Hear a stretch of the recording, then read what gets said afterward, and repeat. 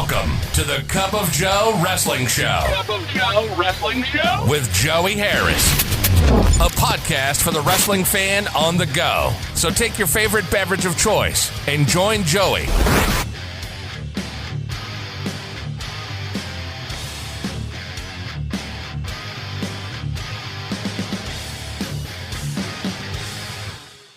Welcome, everyone, to the Cup of Joe Wrestling Show. I'm your host, Joey Harris, and we are broadcasting from makeshift studios in the shadow of South Central Virginia. You can follow the show on Twitter and Blue Sky at Cup of Joe Pod. You can email the show at cupofjoewrestlingshow@gmail.com. As always, patreon.com/babykangaroomedia for bonus episodes of the Cup of Joe Wrestling Show, the Joey Harris Super Show, the Green Room, the Book Club, Baristas, Res Life Recordings, and so much more, just $5 a month. So if you like what we do here, you really need to see it over there where we're unfiltered and can do a whole lot more. But if you would like to support me in another way, you just want to throw me a couple of bucks, I am on Cash App and Venmo at the Joey Harris and paypal.me/cupofjoepod. But speaking of the Patreon, bringing on my co-host for the Cup of Joe on Patreon, Tyler, how are you? Oh, not too bad. A little tired, actually. I was dragging last night. We're recording this on the Monday after WrestleMania, and I went to it. Today is my mother-in-law's birthday, so we went there this weekend to celebrate her birthday. Did some stuff, went out to eat. Everything was wonderful. I watched WrestleMania Night 1 from there. Woke up yesterday. I drove 100 miles to get to their house. Woke up yesterday, drove 100 miles or more to my parents' house because this Friday is my mom's birthday, but everybody couldn't get together next weekend, so we did it yesterday.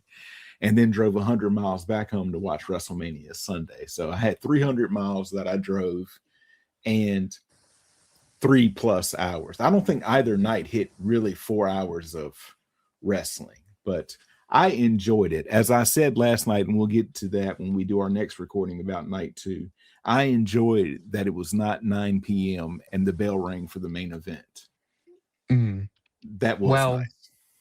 Yeah, for night 2, yeah. But no, I kind of had a similar thing as you. Like, watched night 1 at a friend's house, got up, went to the gym that Sunday, came home, drove almost 100 miles up to pick up my mom to bring her down here, and then went to a friend's, watched night 2, got up this morning, went to the gym, went shopping all day. So I just you could probably see it in my face. I got massive bags under my eyes. I'm tired. I'm exhausted. But this is now the third year we've done this. I said that I'd bring you on as long as we had 2-night events. Tyler's going to do all of our 2-night events with us. And so eventually they're going to have a 3-night something, I know. I hope not. But it was just a lot. And since, we went to WrestleMania 2 years ago, they were talking about all of these different groups that had wrestling shows around Vegas. And so I'm sure somebody left WrestleMania Night 1 so they could rush to get to some show at midnight, because that's what they always do. It couldn't be me. Although they would have time because they're 3 hours behind us. So if they had that, they could take their time. Fair, going to that show. But yeah, they were just people going from show to show to show. I know when us in Philadelphia, we didn't get out of there till between 11 and 12. I just can't imagine, going to watch. Did you see, speaking of night 1, one of the commercial breaks, it was kind of like promoting, come to Riyadh, Saudi Arabia to see WrestleMania. It needs to be seen to be believed. I'm like, I already wasn't going, but now I'm double not going. Exactly. In fact, I'm almost at the point, if I flew on the plane with Triple H and they were paying me, I probably still wouldn't go. Depends on how much they're paying me. Well, that is true. If they're like, if they're like, Tyler, we'll pay you, I don't know, $10 million if you come to the show. Like, you know what? I got you. I got you, Paul Levesque. There you go. Hey, you can book it on the way over there because it's a several-hour flight. You're like, listen, I know you probably already have it figured out, but if you do this instead, and then you just hand him all of the note paper that you've been carrying around with all of your ideas on it. He just look at me like, you're stupid. We're Or, gonna hire you. You're a yeah, writer. this is much better than the stuff we came up with. I'm so glad I invited you on this trip.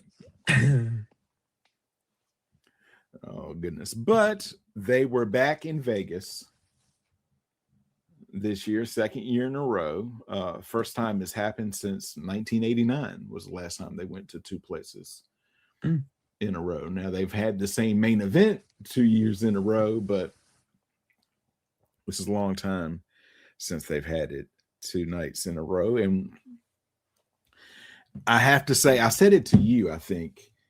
I'm at my in-laws and I'm trying to get on, and I couldn't remember what the login info was because it had been so long since I set it up. So I'm like, I'm going to miss it. I'm going to straight miss it. That's just, but I figured it out, got on and all of that. But ESPN, please, I'm begging you, make it simpler for us little people to log on. But it comes out with John Cena. He was looking well rested in his suit.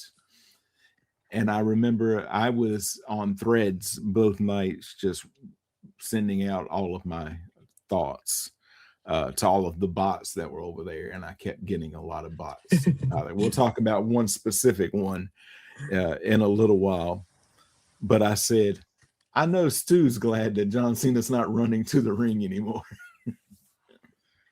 It's funny because I made the same joke because he walked to the ring in his suit, and I was like, he's probably thinking, man, this is a long ramp. I can't just run it anymore. I don't know if you remember or if you've seen anything like back in the day, the Ultimate Warrior, when he came out, he would run to the ring and there would be a guy running with him. But that was back in the day when they had those heavier cameras with like the long cords. That guy was booking.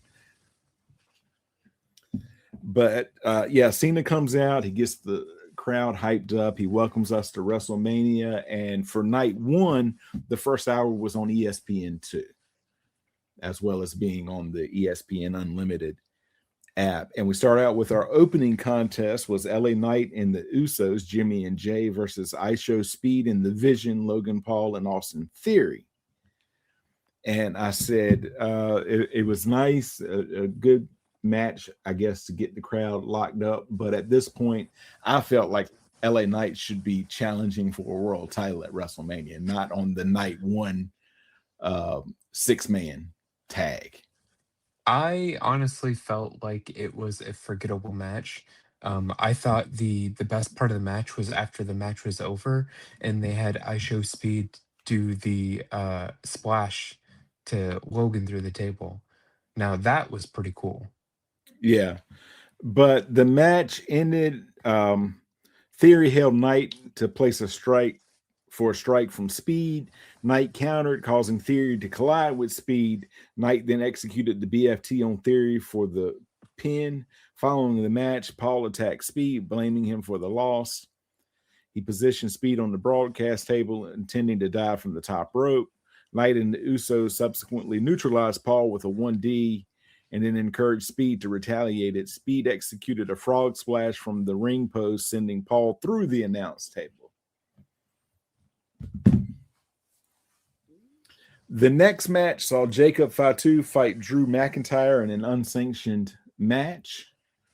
And I said during the match, I admired Drew's dedication to using Instagram during his WrestleMania match, but that he needs to seriously rethink it because it never works out for him. And also too, I like the the toolbox underneath the ring, because I was Yeah, like, that's his weakness. I That's said his the callback. kryptonite. I said the callback to the toolbox was excellent because you're right. The minute he sees it, he like backs up like anything but the toolbox. Please don't hit me with anything in that or the toolbox itself. I don't need any more stitches Heads or busted staples. Yeah. open. Yeah. Um, McIntyre catapulted Fatu into the ring frame and hit Fatu with his phone. Both men utilized the referee's belt and wrench as weapons. McIntyre hit Fatu with a toolbox and a claymore kick. However, Fatu kicked out. He attempted to put Fatu through a table. Fatu countered with multiple super kicks. After striking McIntyre with the toolbox, Fatu positioned him on a table and executed a double jump moonsault through the table to get the win. It was an okay match. Yeah, I mean, The thing is I just felt like night one like lacked compared to night two, and it was the same way last year. it was a very good, like, if they said this is what we're going to have for Backlash or Payback or Bad Blood, I'm like, yeah, that's a good Yeah. Payback or Bad Blood thing, but not night one of WrestleMania. I felt the Yeah. same way. Like nobody did badly. It was just like I don't know. It didn't feel like hyped up to me, I guess. No, it didn't. Next, the Irresistible Forces. Nia Jax and Lash Legend scheduled to defend the WWE Women's Tag Team Championship in a fatal four-way against Charlotte Flair and Alexa Bliss, Bayley and Lyra Valkyria, and the Bella Twins. When the Bella Twins came out, however, Nikki was in crutches and announced the returning Paige as her replacement. So Paige is back. Yeah, And that was hype. all I could think about, though, was that year that Fighting with My Family came out, and it was Paige here with the announcement all throughout WrestleMania. They had that on about every other match. Yeah. And I like the demolition-inspired outfits that Lash and Nia came out with. I did enjoy that. I thought that was good. Legend powerbombed both Bliss and Valkyria when they attempted a double superplex on Brie. Paige tagged in, delivering knee strikes to Legend and countering Valkyria's Nightwing with a Paige turner. And then it was Flair and Paige face to face. I'm like, ooh, Flair and Paige face to face at WrestleMania. Flair hit the natural selection on Paige before Bliss tagged in and attempted the Twisted Bliss. As Bliss attempted the move, Nikki hit Flair with her crutch, and Paige countered the maneuver to hit the Rampage and become the new tag champions. I love Paige, so Yeah, it was a good match, and she seemed to be happy to be there. yeah. Both with her, I thought about it, both with her and with Matt Cardona. I had a chance to meet both of them last year when I went to WrestleCade. I'm like, oh, I can catch them some other time. Now they're with WWE, and they don't allow them to do stuff like that. So I'm like, what are you going to do? And then they had back-to-back women's matches. AJ Lee defended the WWE Women's Intercontinental Championship against Becky Lynch with Jessica Carr as the referee, who had ongoing tension with Lynch. And I said, why are we making the referee a focal point of the match? Is she going to wrestle? I don't get it. There's a lot of things during this WrestleMania that I did not get. And when we get to night two, I got some things to say about the main event that I was like,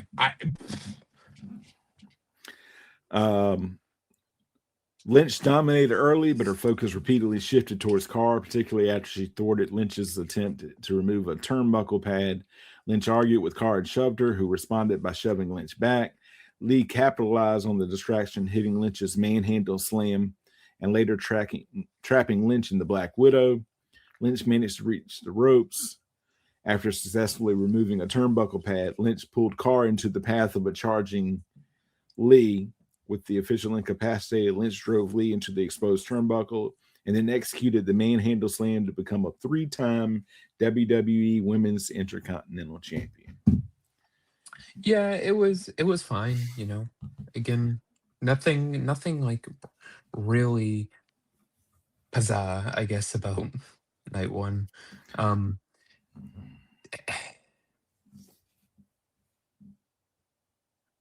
yeah, I don't know. It was They triggered me in this match, though, Tyler, at the beginning when AJ came out with all of those like girls and stuff like that. I don't know how to skip, and they were all skipping, and that triggered me because they were making fun of me.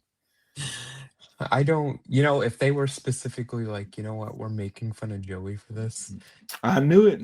I knew it. Mm, Hey, if you're going to do that, at least let me be there. Do it to my face, you yeah, know? exactly. Yeah. Front row Uh, seats. that's right. Um, and I sent you a text on Saturday night. The match between Gunther and Seth Rollins was next, and to me, this was match of the night. Mm, agreed. Before the opening bell, Gunther blindsided Rollins with a powerbomb, prompting Rollins to retaliate with an eye gouge at ringside. Now, I will say this, though. When he came out, Rollins' jacket was on fire. It was smoking and on fire, and he had the black eyes with all of that, and just boom, just blinked, and they came out. I'm like, oh, that was Did different. you see he turned, well, you'll see this, they won't see it. He turned around and he went like that real fast. Yeah, So like he pulled contacts out of his eyes faster than I've ever seen any human do. yeah. So then the bell rings. Gunther landed a second power bomb, but Rollins rallied, executing a pedigree and a curb stomp for a near fall.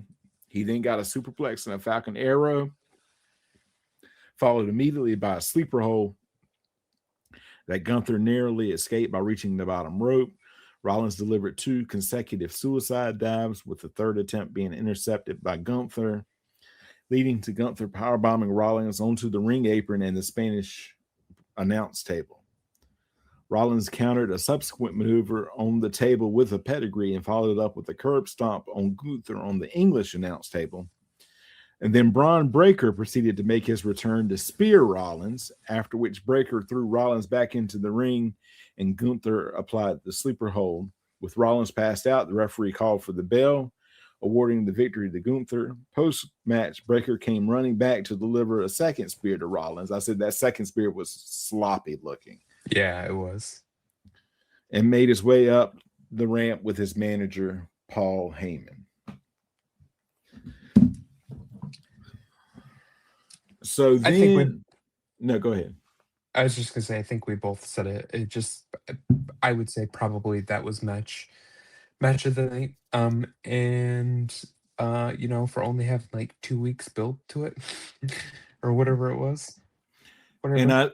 I said to myself, now you know where they're probably headed for SummerSlam.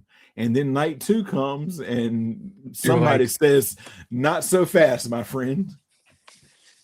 Although it could still happen. I do have a theory, but we'll talk about that when we talk about night 2.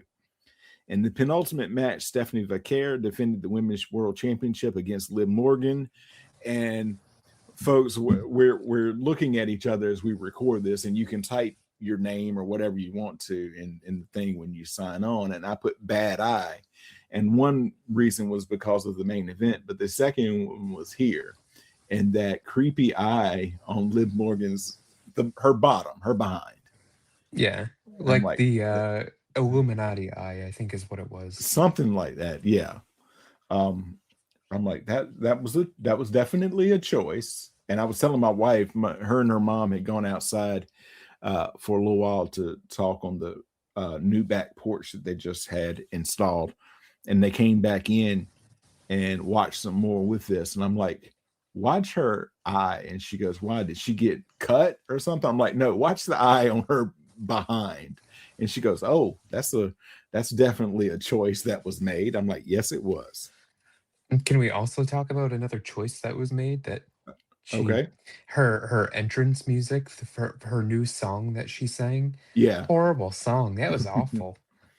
I love Liv Morgan, but garbage. She can't sing. Stick to what you can do. Right. Morgan landed a power bomb, but Vaquer quickly retaliated with the Devil's Kiss for a near fall. Vaquer hit Morgan's Oblivion for a 2 count. And then Raquel Rodriguez and Roxanne Perez arrived as Perez distracted the official, and Rodriguez struck Vaquer, allowing Morgan to connect with the Oblivion, though Vaquer managed to kick out. Vaquer fended off Rodriguez and Perez with a springboard dive. However, Morgan drove Vaquer into the steel steps. Morgan executed a code breaker from the middle rope and followed up with another Oblivion to become a 3-time women's world champion. Then, following the announcement of the night's attendance of 50,816, make sure that we say that, by John Cena, Bianca Belair appeared. And she comes down and she's wearing her like a robe and all that, like a wrestler's robe and all of that. And my mother-in-law and my wife are watching this because they're like, oh, we know John Cena and all that, because the mainstream appeal. Right. And they were talking about, oh, that's a lot. How many do you think is there? I said, I don't know. And then he announces it and she comes out. And I said, oh, wow, she doesn't have the long extensions and stuff, because I said she usually comes out and she's swinging it and then she's coming down. The people are making and I'm trying to tell that. And my wife says, she's pregnant. And I said, what? She said, she's pregnant. She is going to have a baby. And her mom's like, yep, you're right. I said, well, she's been gone a year. Maybe she had a baby and all of that. And she goes, well, either that or she just had it or she's going to have it. So she gets up and she makes the announcement and opens up the robe, and she is visibly pregnant. Oh, yeah. She did not announce when. My wife says July. Visibly pregnant, but also still had abs. Oh, yeah. Yeah. And so John Cena changes it to 817, and Tyler texts me, that baby didn't pay for a ticket. That's right. That baby paid for no ticket. There were comped people, Tyler. They comped the baby. Nope. Doesn't count. Also, on that note, though, I checked night one's attendance from last year. Yeah. It was like over 8,000 short. Oh, from this year? Yeah. This year, last year, they had night one had 8,000 more people. Yeah. Night two had 5,000 more people. I do know that, because I'm like that, because when he announced that, I'm like, I think I remember night two having more than that. And then I looked it up. I'm like, oh yeah, it did. So there were definite less people there. But we've been talking about that, how they were having trouble moving tickets. But even though it was a lackluster card, I thought, for night one, it did move very well. I'm like, we're already at the main event. Oh yeah, because I think the main event finished at 9:55. But I told my wife, is like, oh, they're going quick. I'm like, you're going to have 15 to 20 minutes worth of entrances and shenanigans, is what I call it. And commercial breaks. Yes. Too much. The main event was reigning champion Cody Rhodes against Randy Orton, accompanied by Pat McAfee for the undisputed WWE Championship. So Pat McAfee comes out, and my wife says he looks like Johnny Bravo. Kind of. And all of that. My mother-in-law is like, who is that? Why is he going to wrestle? Is he going to wear that? What's going on? And I was trying to explain it. But if you coming in cold, Tyler, it's hard to explain what's going on. So I'm like, she's like, is he going to wrestle? I'm like, no, he's going to be like in the corner of the next guy coming out. And so then Randy comes out, and then Cody comes out, and my wife is like, they all know his song. They're going to sing his song when he comes out, and he comes out and he has the skull thing, and he takes that off and all of that. And he goes around, and I was telling them, I'm like, that's his wife and that's his daughter. My wife said, oh, that means he's going to lose.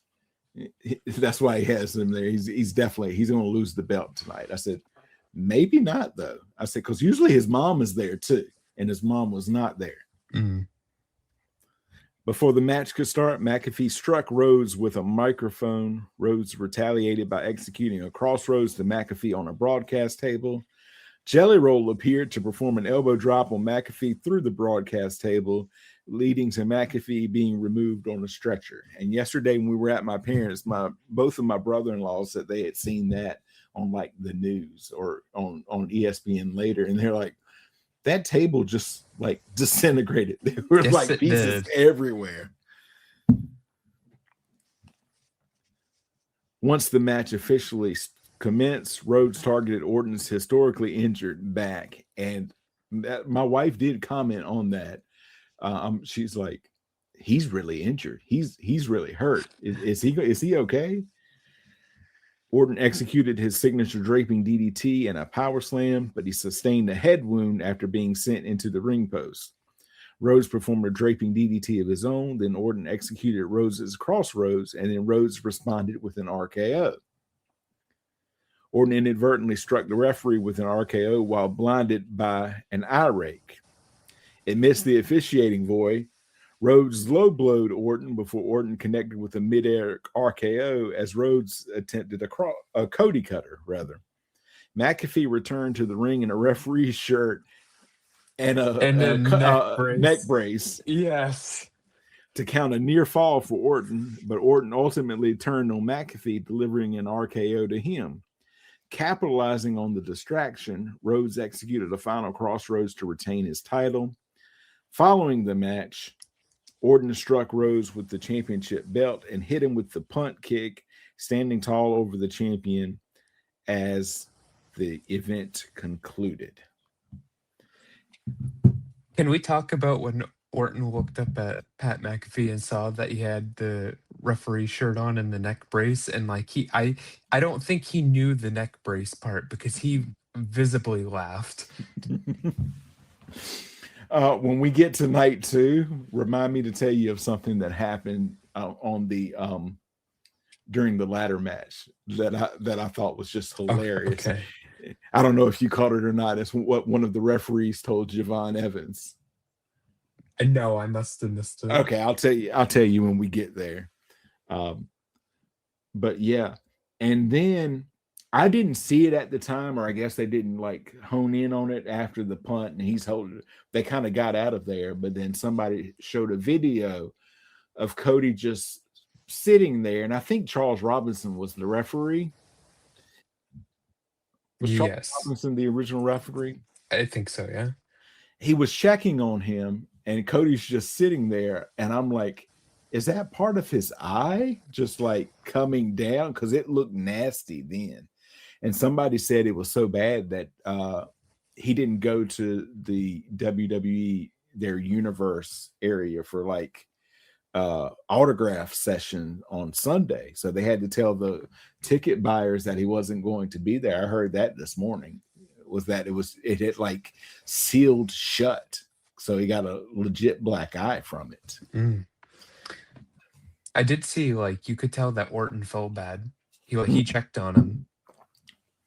I mean, stuff like that happens, and you can only like do it so much. But it's funny, for the regular episodes of the podcast, I'm in the middle of covering 2009 when Orton is just going on that tear as part of Legacy with Cody and Ted DiBiase Jr. And it's just funny because he's punting people left and right. Mm-hmm. And also funny for the other championship, it's CM Punk and Jeff Hardy going back and forth. Like Punk cashed in Money in the Bank against Hardy right after he had beaten Edge in a ladder match. Yeah. And then he got, something's in my eye, and did that at the Bash. And I just finished Night of Champions where Jeff Hardy wins the title back. So it's just funny how all of these people are coming back, 16 years later, 17 years later. So they're old. But with things, and we'll talk more about it when we get to night 2, there are a lot of spots opening up now, Tyler. We've had since last July? Well, 3, 4 spots now opening up for main eventers. It's Yeah. always time for people to step up. So I was not expecting Cody to retain though, and somebody said that they had gone back and forth and they only changed it earlier in the week. Before that, Orton was supposed to win. No, I thought Orton was going to come out of it, but And then Pat McAfee says that he's done with WWE today, is what he said on his show, but I don't know. I saw that his wife posted too that he's done on her Instagram or something like that. Well, maybe he is like, hey, if I do this, I'm good, because he hadn't been there for a bit. Which Had done. it's sad on one hand because I did like Pat on commentary and I do like Pat McAfee, but he's got his daily show.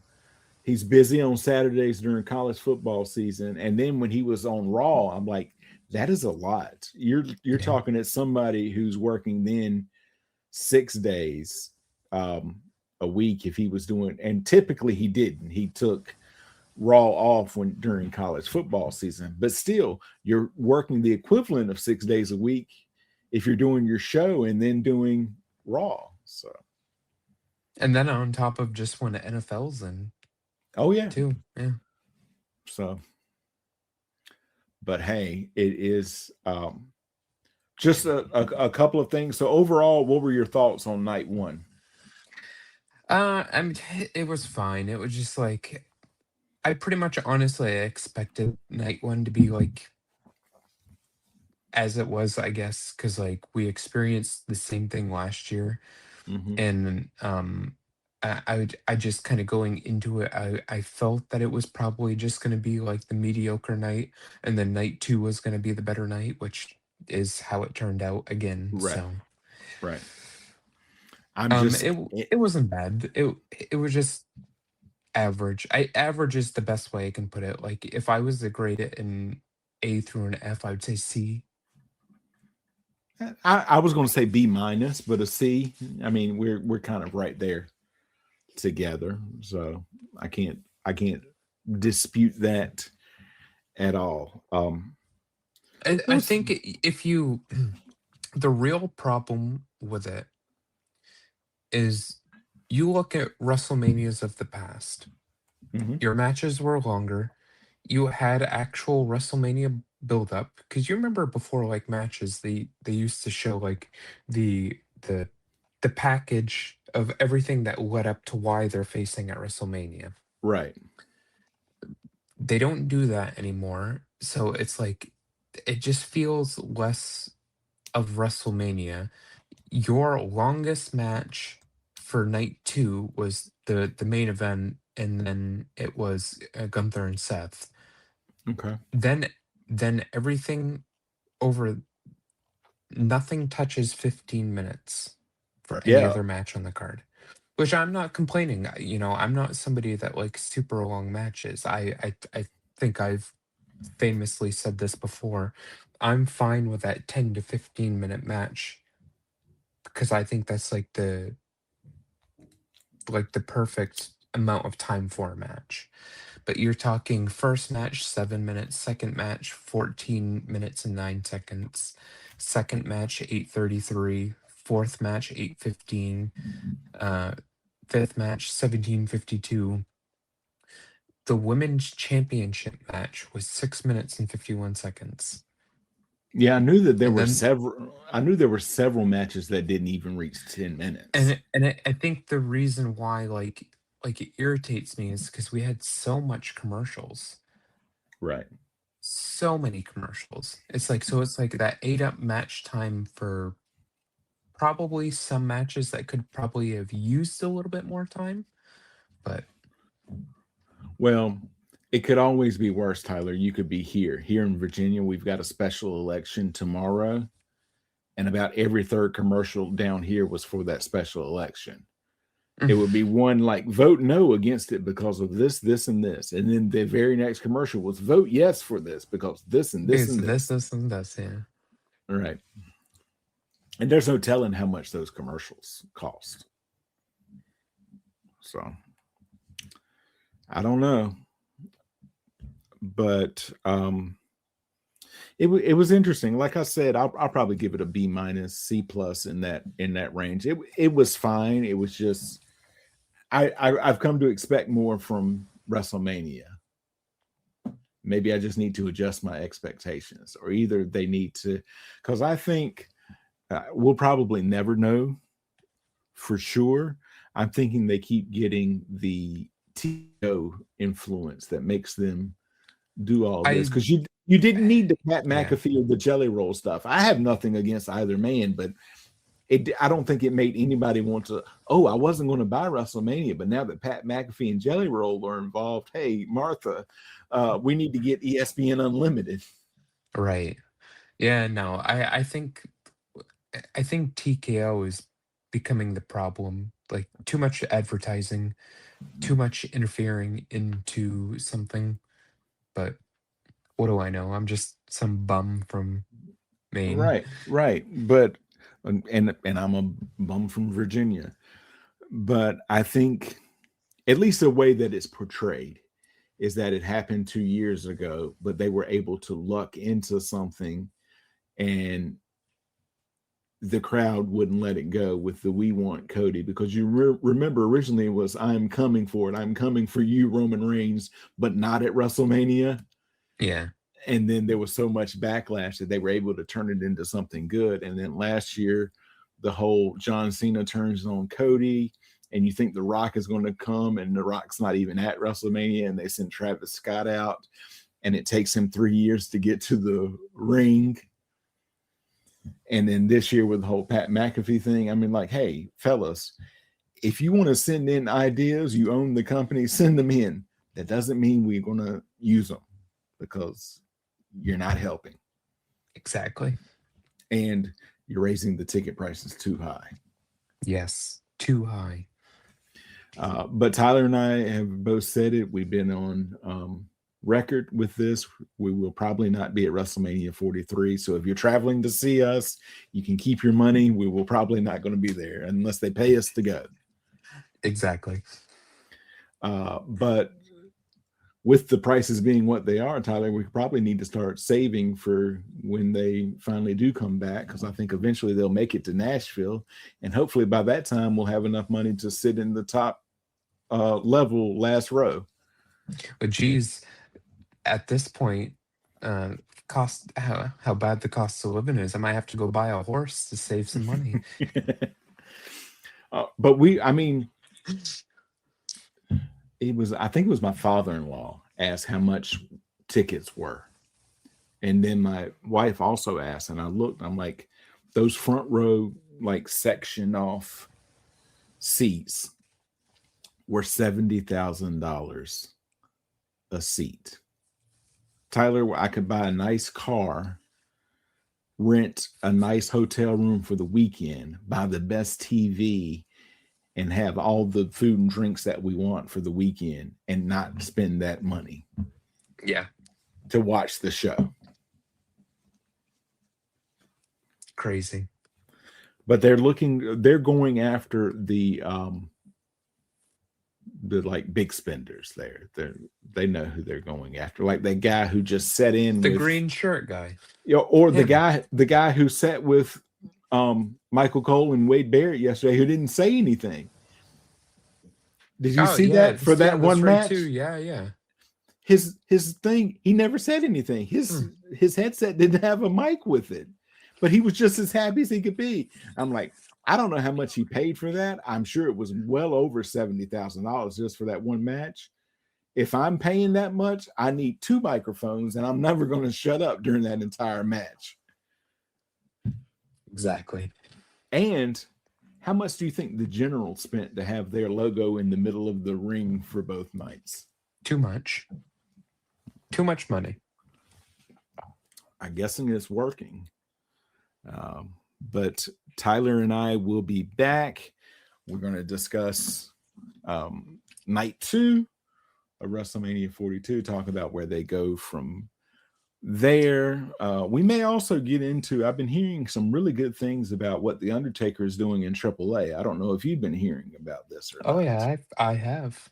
Yeah. So, and this month for the Cup of Joe on Patreon, we've also got to get together and figure out when to do that. And I've got to watch the show, WrestleMania 2. Tyler's never seen it. We're going back to discuss it for the 40th anniversary, a little flashback thing. And we just did a Res Life recordings with Dr. Christy Nelson for the Patreon, which I thought was a really great episode. We were talking about a bunch of different stuff. So again, patreon.com/baby kangaroo media, just $5 a month. You get everything. We're almost at 100 pieces of content. But Tyler, go ahead and plug any and everything you have, my friend. You can follow me on Instagram and Twitter at the Tyler MCK. And that's all I got because I don't know. No, I get it. I am on Facebook, Threads, and Instagram. I am at the Joey Harris. Made it easy for you. If I'm on a social media, I'm on it at the Joey Harris. Had really great interactions. Oh yeah, I remember I was going to tell you about an interaction I had on Threads. And a lot of it's bots. Like I was having some genuine interactions, but I threaded, or it's their equivalent of tweeting, Right. that my wife called that she was pregnant. When Bianca came out, I'm like, oh, Bianca looks good, but where's her, her long hair that looks different? I said, then my wife called that she was pregnant. Somebody responded, don't you have children with your wife? Oh boy. And I'm like, and so I showed it to my wife, and she goes, maybe they were thinking that I called out to you that I'm pregnant. Maybe they didn't understand. I'm like, they understood. But my mother-in-law, and then I'll let you go. My mother-in-law, I told you, she went to bed. She's like, it's too violent and children are watching this and I can't watch anymore. My wife then falls asleep.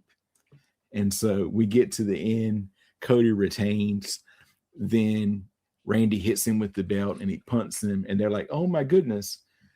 And all of that. And my wife in her sleep goes, shh. She shushed them because they were being too loud. Good times. Noise. No noise from you. All right. But for Tyler, this is Joey's, and we'll be back next week with part 2, WrestleMania 42 night 2, and we'll give our overall thoughts. But for Tyler, this is Joey saying we will talk to you all next time. Bye. The Cup of Joe Wrestling Show is a production of Baby Kangaroo Media.